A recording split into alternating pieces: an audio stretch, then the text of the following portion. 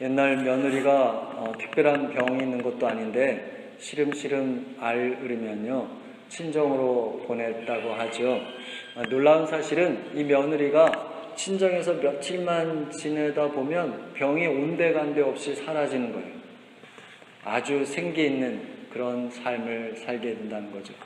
그동안 시댁에서 아주 고생한 것도 아니고 밥을 못 먹어서 친정에만 와서 먹을 수 있는 것도 아니에요.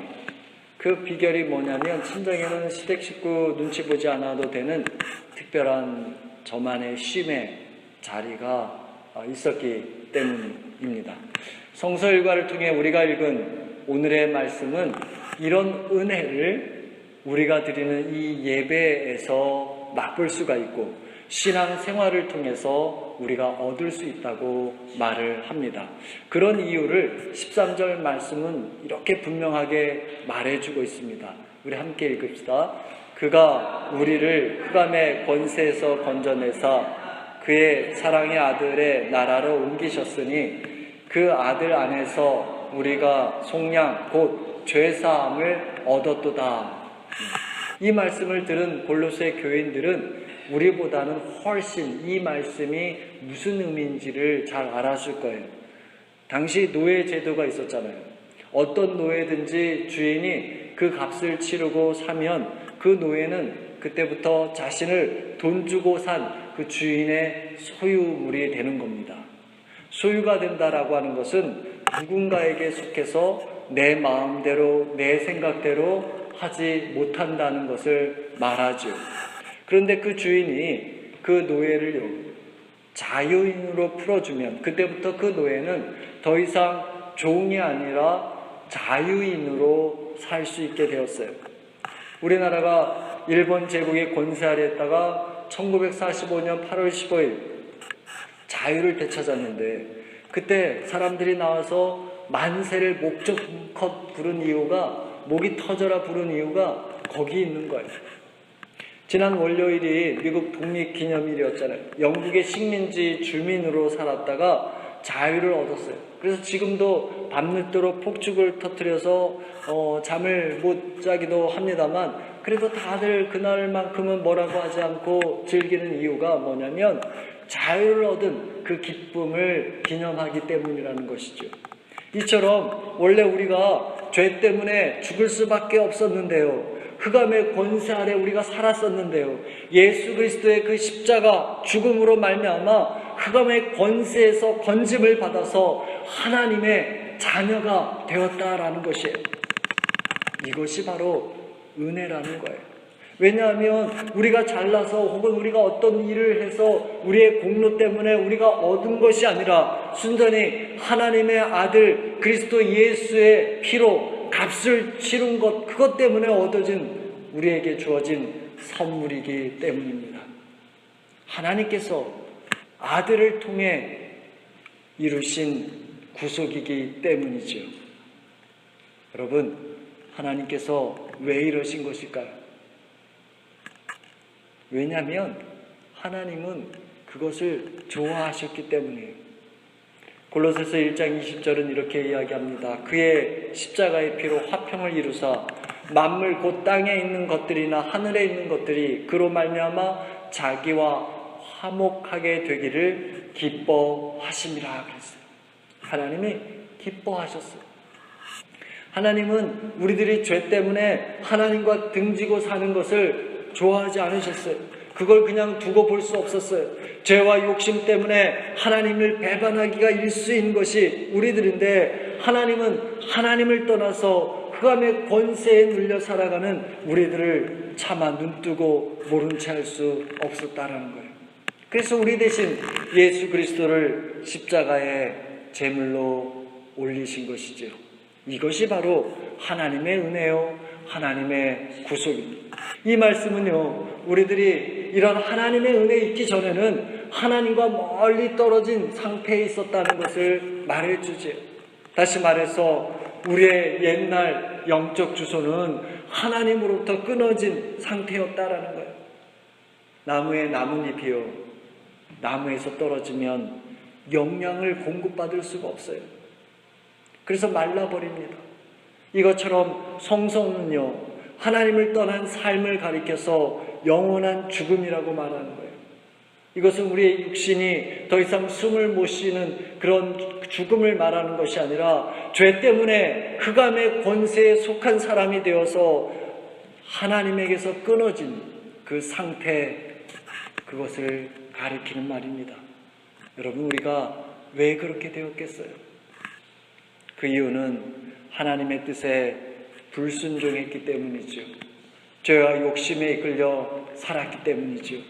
마귀는요, 어떻게든 우리를 하나님에게서 멀어지게 만들려고 유혹합니다.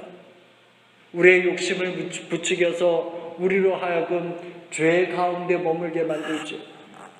그래서 우리들의 죄가 쌓이고 쌓이다 보면 하나님과 점점 멀어지는 거예요. 여러분, 요즘 햇빛이 강하니까 자외선 차단을 하려고 선크림을 바르잖아요. 그거를 한 번만 바르면 되는데 수백 겹 바르는 거예요. 그럼 뭐 효과가 없는 것이죠. 그걸 그렇게 막 겹겹이 층층이 바르는 것처럼 하나님의 은혜가 우리 안에 못 들어오도록 죄의 담을 자꾸만 쌓는 거죠. 이것이 바로 흑암의 권세에 살아있던 우리들의 옛날의 영적 상태라는 거예요. 그래서 에베소서 2장 1절은 우리들의 이런 상태를 이끌어서 너희가 허물과 죄로 죽었었다라고 말하고 있습니다. 다시 말해서 그 말은 우리가 하나님에 이끌려 살던 사람이 아니라 육체의 욕심에 따라서 그저 내가 좋은 대로 살았고 사람들이 나를 어떻게 생각하느냐에 모든 관심을 두며 살았지, 하나님께서 정녕 나를 어떻게 생각해 주시는지, 어떻게 바라보시는지는 관심 갖지 못했다라는 것이죠. 그래서 죽기 일부 직전까지 갔던 그런 사람이 아니라 이미 죄와 허물에 죽었던 사람이라고 말하는 것입니다.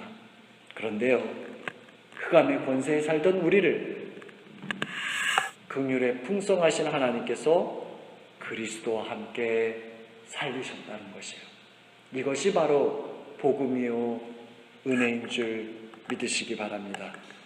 여러분, 하나님께서 이러시는 이유가 무엇일까요? 하나님에게 무슨 꿍꿍이 속셈이 있어서 이러는 것일까요? 아니라는 거예요. 그 이유는 단 하나, 우리가요 하나님 보시기에 가치 있는 존재이기 때문이라는 것이에요. 내가 생각하기에 나는 별로 가치 없고 쓸모없는 사람이라고 여길지라도요, 그러나 하나님은 우리를 그렇게 여기지 않으신다라는 거예요. 하나님은 우리가 죄와 욕심에 이끌려 살다가 괴로워하고 아파하고 고통의 깊은 삶에서 허우적거리며 있을 때에도 그런 우리를 불쌍히 여기시고 함께 아파하시며 괴로워하시며 우십니다. 로마서 8장 26절은 이렇게 말하잖아요. 이와 같이 성령도 우리의 연약함을 도우시나니 우리가 마땅히 빌 바를 알지 못하나 오직 성령이 말할 수 없는 탄식으로 우리를 위하여 친히 간구하시니라 그랬습니다. 그렇죠? 하나님 이런 분이십니다. 죄로 인해서 하나님과 등지고 살던 우리를 흑암의 권세에서 건져내고자 당신의 아들을 십자가에 제물로 올리셨잖아요. 고린도전서 6장 19절 이하는 이것을 이렇게 말하죠. 너희는 너희의 것이 아니라 값으로 산 것이 되었다. 하나님께서 값을 치르고 사셨으니 우리는 이제 누구의 것이 되었습니까? 하나님의 것이 된 것이죠. 하나님의 소유가 된 것입니다. 여러분 생각해 보십시오. 누가복음 15장에 그 아버지 집을 떠났던 작은 아들, 빈털터리가 되어서 아버지 집에 돌아왔을 때 아버지가 그를 받아주고 잔치를 베풀어 주었잖아요. 아버지가 베푸신 그 잔치상을 받아들였을 때 그 아들의 마음이 어떠했겠습니까? 그것이 당연한 것이라고 생각했겠습니까? 아니잖아요. 자기가 생각하기에는 나는 아버지 집의 종으로 여겨져도 감사한데 아들로 다시 받아주신 그 사랑에 감격했겠죠.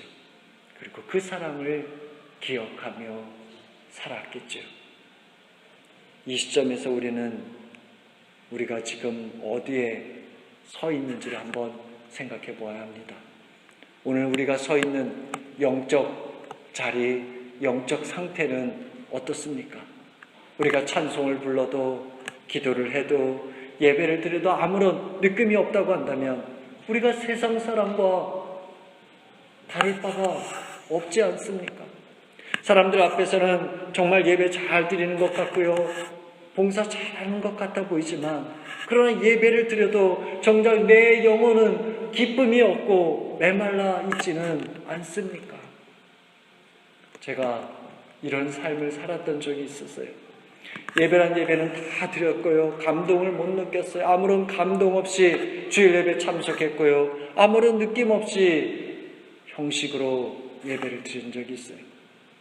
예배를 드렸지만, 수도 없이 드렸지만, 빠짐없이 드렸지만 제 영혼은 점점 말랐어요. 제 영적인 상태는 도끼로 밑둥을 쳐 없애야 되는 쓸모없는 나무 같았습니다.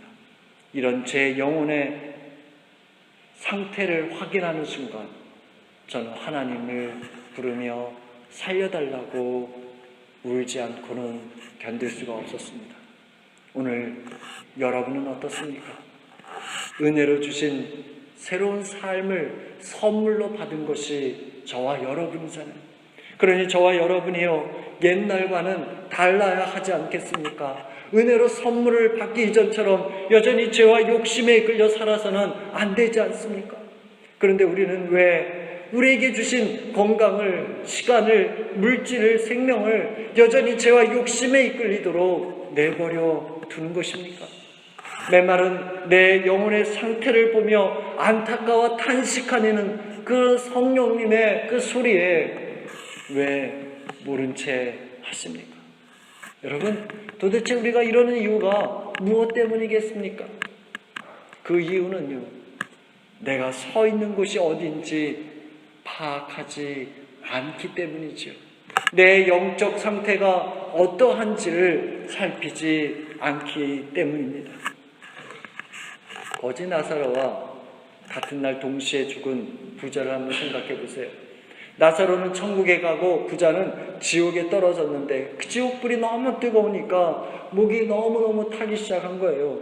그래서 그 부자가 천국에 있는 그 나사로를 보고는 그 손가락 끝에 물 한 방울이라도 찍어서 내 혀를 적시게 해달라고 요청하잖아요.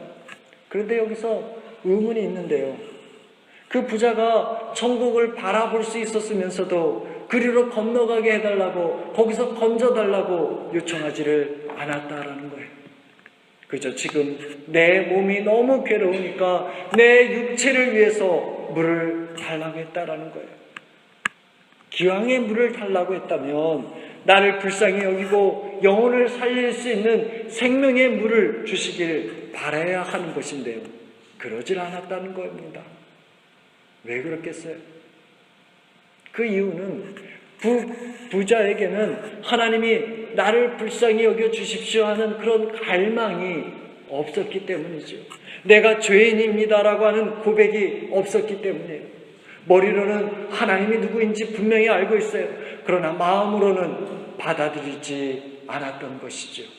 그래서 우리가 마음으로 하나님을 하나님으로 인정하는 것이 얼마나 중요한지 로마서 10장 9절 이하는 이렇게 말하죠. 너가 만일 너의 입으로 예수를 주로 시인하며 또 하나님께서 그를 죽은 자 가운데서 살리신 것을 너의 마음에 믿으면 구원을 얻으니 사람이 마음으로 믿어 의에 이르고 입으로 시인하여 구원에 이르니라 하겠습니다.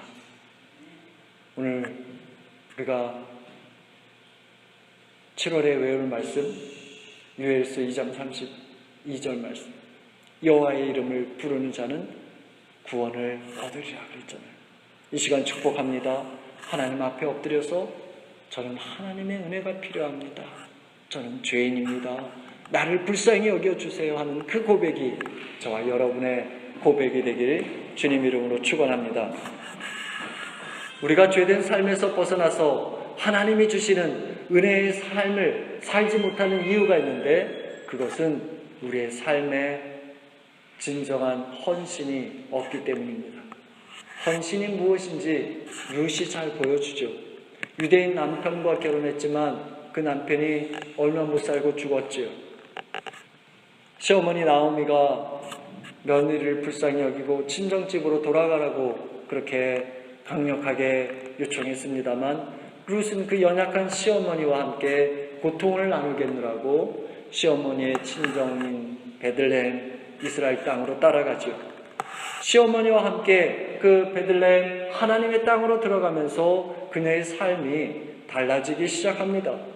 보아스를 통해 하나님의 은혜를 잊게 되었고 다윗 왕의 고조 할머니가 되어서 예수님의 족보에 없어서는 안 되는 여인이 되었죠.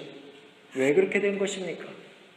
그 이유는 그녀가 시어머니와 가는 곳에 함께 갈 것이고 시어머니가 죽는 곳에 갈 것이며 시어머니의 하나님이 나의 하나님이 되겠노라고 그렇게 고백하고 그 길을 험난한 삶을 살면서도 따라갔다는 것이죠. 그리고 보아스의 타작마당에 들어가는 그 시어머니 말씀에 순종해서 자신을 그 타작마당 한가운데로 내던졌기 때문입니다. 자신을 기꺼이 드린 그 룻의 미래가 달라졌듯이요.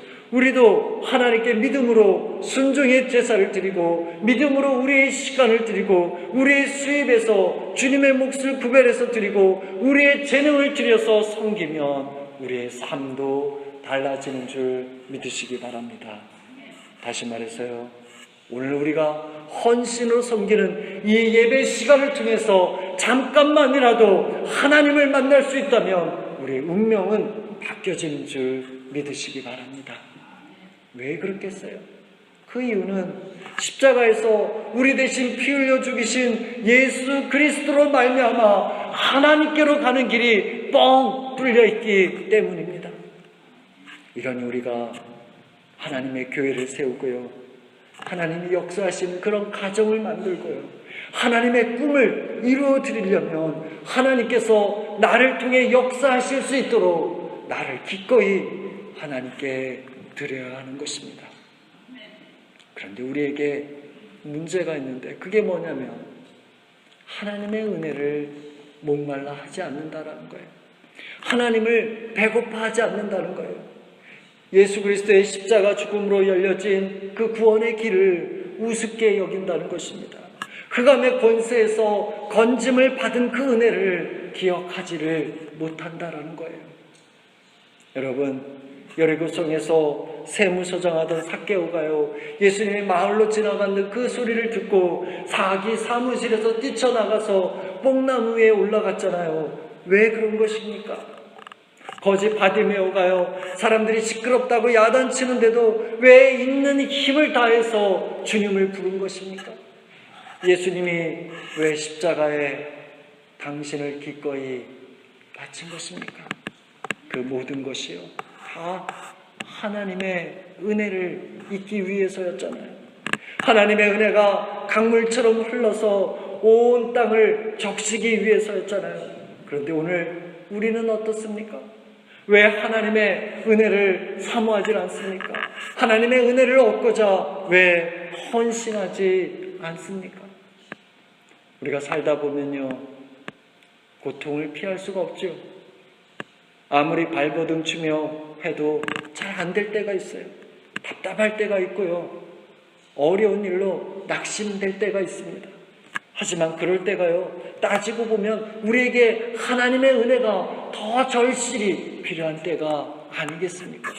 그러니 그럴 때 더 열심을 내어서 하나님의 은혜를 잊고자 우리의 타작마당에 가야 하고요, 우리의 뽕나무에 올라가고요, 우리의 기도의 자리에 나를 드려야 한다라는 것이죠. 이 시간 축복합니다. 하나님의 은혜를 잊고자 기꺼이 헌신해서요, 하나님을 만나는 저와 여러분이 되시길 바랍니다. 운동 경기 중에 테니스가 있어요.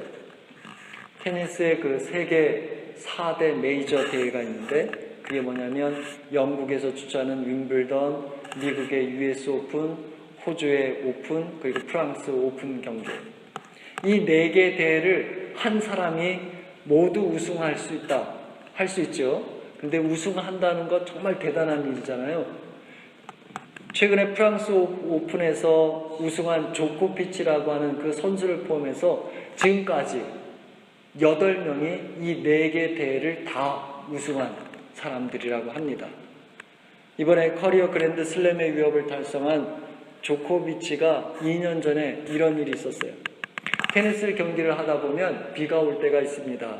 그러면 진행 측에서 우산 든 소년을, 여러분 볼 주는 사람 말고 우산 든 소년을 이렇게 보내서 조코비치 그 뒤에서 앉아서 쉬는 뒤에서 이렇게 우산을 들게 해요.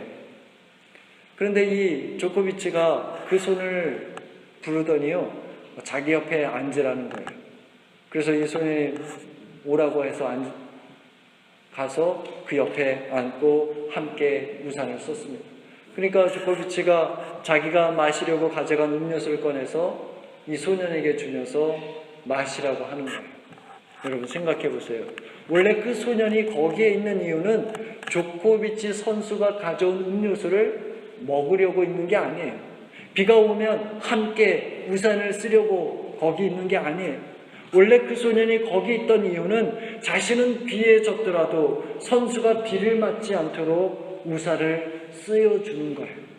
음료수를 먹고 싶어도 참아야 하고요. 앉고 싶어도 그는 서 있어야 하는 거였어요. 하지만 조코비치 선수는 그 소년을 자기 옆에 앉게 했고 함께 우산을 쓰게 했고 함께 음료수를 마시게 했습니다. 이 소년이요, 유명한 선수 옆에 음료수를 먹고 함께 우산을 쓰는 것이 당연한 일입니까? 아니지요. 이건 정말 기막힌 선물이 아닙니까? 이처럼요, 하나님께서 우리에게 허락하신 그 구원도 하나님께서 우리에게 주신 선물이지 당연한 것이 아니라는 거예요. 하나님께서 당신의 식탁에 우리를 앉게 하시고 신이 우리에게 우산을 들어주시고 마실 것을 주시고 먹을 것을 주십니다. 그러니 이게 내가 잘나서 이랬다고 내 능력 때문이라고 자랑할 수 있는 것이 아니라는 거예요. 그렇습니다. 원래 저와 여러분은요, 죄 때문에 하나님께로 갈래야 갈 수 없는 그런 존재였어요. 관계가 끊어져서 다가갈 수도 없고 함께 자리에 앉을 수도 없고 함께 식탁에 앉을 수도 없고 먹을 수도 없었어요. 하지만 이런 우리를 불쌍히 여기신 하나님께서 우리 대신 아들 예수 그리스도를 대속 제물로 십자가에서 피 흘려 죽게 함으로써요, 갈 수 없었던 하늘나라의 문을 활짝 열어놓은 것이에요. 그래서 주님과 함께 앉을 수 있고 마실 수 있고 먹을 수 있게 된 것입니다. 요한계시록 3장 20절 말씀은 이렇게 말하잖아요. 볼지어다 내가 문 밖에 서서 두드리노니 누구든지 내 음성을 듣고 문을 열면 내가 그에게로 들어가서 그로 더불어 먹고 그는 나로 더불어 먹으리라 그랬습니다. 은혜 중에 은혜는요, 이 은혜의 선물이 지금도 유효하다라는 거예요. 지금도 이런 일이 일어난다라는 거예요. 언제 그럴 수 있는 것입니까? 그것은 우리가 믿을 때지요. 우리가 주님을 주님으로 받아들일 때예요. 영접하는 자, 곧 그 이름을 믿는 자들에게는 하나님의 자녀가 되는 권세를 주셨다 그랬어요. 하나님이 세상을 이처럼 사랑하사 독생자를 주셨으니 이는 저를 믿는 자마다 멸망치 않고 영생을 얻게 하려 하심이니라 했습니다. 왜 이런 은혜가 있는 것일까요? 그것은 예수 그리스도가 우리를 살리려고 하나님께서 보내신 화목 제물이 되셨기 때문입니다. 그래서 우리 대신 십자가의 제물로 당신을 기꺼이 헌신하신 그 예수 그리스도의 보혈을 통해 이루어진 하나님의 사랑을 받아들이는 그 사람은 지금도 여전히 흑암의 권세에서 하나님 나라의 아들로 옮겨지는 줄 믿으시기 바랍니다. 그러기에 이제 우리들이 선 영적 자리, 우리들의 영적 주소는요, 그리스도 예수의 보혈의 피로 말미암아서 죄 사함을 받아 하나님이 사랑하시는 그 아들의 나라에 있게 된 것입니다. 여러분, 그러니 이제 우리가 어떻게 살아야 하겠습니까? 다윗 왕이 그걸 잘 보여줍니다. 다윗은요, 자기가 지은 죄 때문에 아들끼리 서로 죽이는 피바람이 불었고요, 자기 자신도 왕궁을 버리고 도망가야 되는 비참함을 겪었잖아요. 그런데 은혜로 다시 왕의 권력을 되찾고 다시 왕으로 살게 되면서부터 그는 예전과는 전혀 다른 삶을 살기 시작합니다.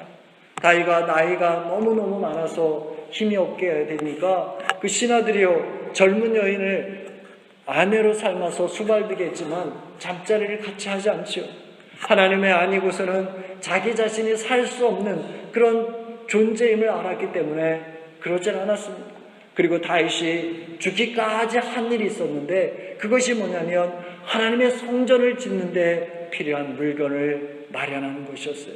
그리고 죽기 전에는 하나님을 신실하게 믿는 것이 얼마나 중요한지를 아들 솔로몬에게 유언으로 남겼습니다. 오늘 저와 여러분 어떻게 달라진 삶을 살고 계십니까? 십자가에서 베푸신 은혜로 사는 존재임을 깨닫고요, 주님의 선한 일에 우리의 재능을, 우리의 힘을, 우리의 능력을, 우리의 에너지를 드려야 하지 않겠습니까? 이 시간 축복합니다. 이전에 죄와 욕심에 이끌려 살던 나를 십자가에서 보여주신 사랑으로 살리신 그 은혜를 인정하고 주님의 마음이 가는 곳에 우리 마음도 따라가서 기꺼이 헌신하는 저와 여러분이 되시길 주님 이름으로 축원합니다.